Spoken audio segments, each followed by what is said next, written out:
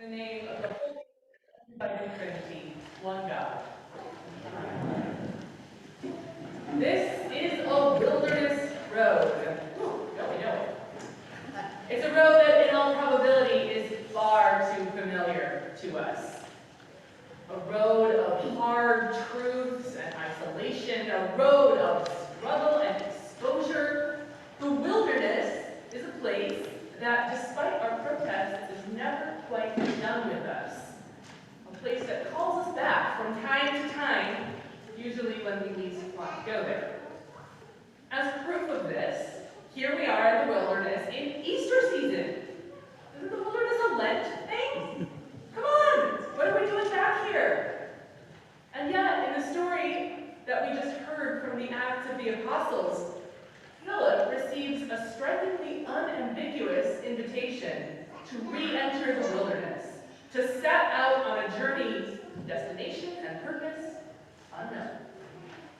But the wilderness that Philip encounters is not a barren wasteland full of trials and temptations. It's not the same wilderness where Jesus was tempted by the devil at the beginning of Lent. Philip's wilderness is a wilderness transformed, a wilderness teeming with the possibility of new life. It turns out that the power of the resurrection reaches even here, even to the places we have written off or given up on. And in this resurrected wilderness, anything is possible. Boundaries are broken, rules are rewritten, and the limits of our narrow imagination are shattered by grace. Now, it's safe to assume that an Ethiopian eunuch was just about the last person Philip expected to encounter on this wilderness road. The eunuch is the ultimate outsider. Someone who simply does not fit in the neat boxes our world loves to use to categorize and divide. He is a racial outsider, far from his home in Africa. The color of his skin alone would have made him stand out immediately in urban Jerusalem, to say nothing of out here in the boondocks. He's a eunuch. He's a gender-bending sexual misfit, a civil servant who had been ritually castrated to prevent him from producing heirs who might threaten to seize the throne as queen.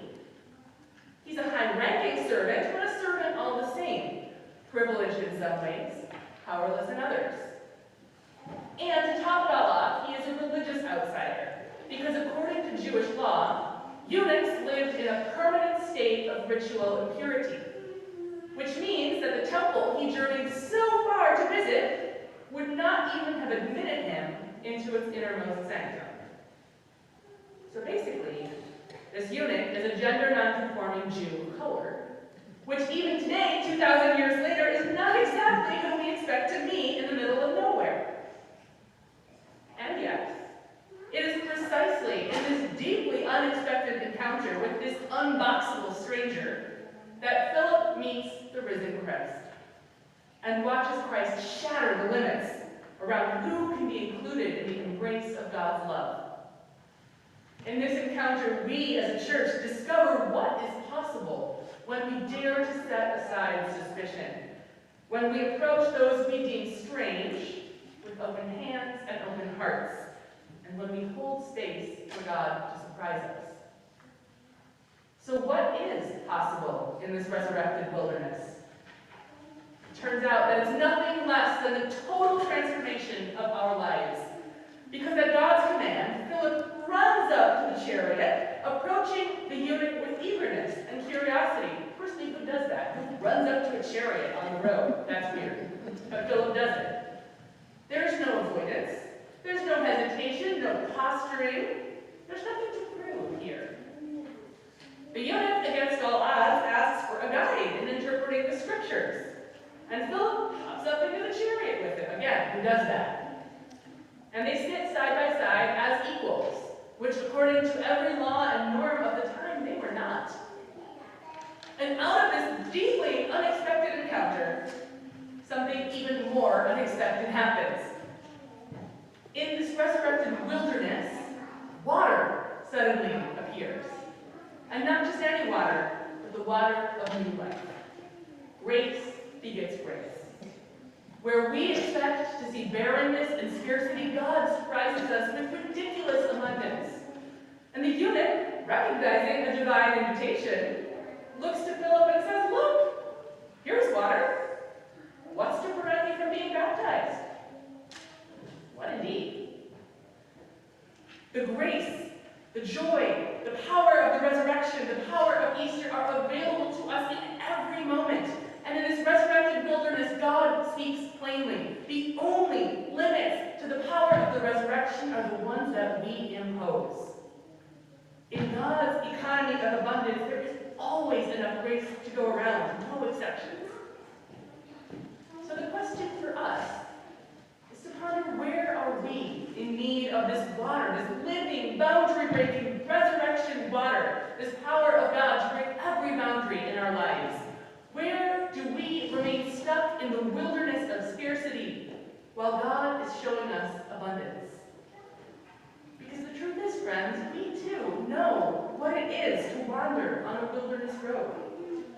We have wandered through a seemingly endless pandemic. We are wandering through brutal wars that seem to drag on without end. We are wandering through political upheaval and, not to be discounted, through the many trials and tribulations and transitions of our own lives. We too know the heavy weight of grief and isolation and uncertainty. And we also have been tempted by the myth of scarcity, wondering if there really is enough to go around. Is there enough space in our building to hold our many ministries? Is there enough money to fund the things that we want to do? Is there enough? This is a fundamental human question. And the answer in the story from the Acts of the Apostles could not be clearer. God is transforming our wilderness too. Hope blooms against all odds. The water of new life appears without warning in the most harsh places of our own hearts. There is enough. The question is, can we see it? The risen one never, ever plays by the rules of our expectations. He meets us in ways that require us to reimagine everything we have ever taken for granted, to shake off the clouds of apathy that hinder our vision, to be courageous in our embrace of those whom we have written off as strangers, and to dare to see past the scarcity of our own fear. It's hard. But in the radical welcome of the resurrection, the impossible becomes possible. And in the wilderness of our own hearts, the risen one continues to surprise us, bringing new life where we least expected and most needed. So look, friends, look. Here is abundance. What is to stop us from living abundantly?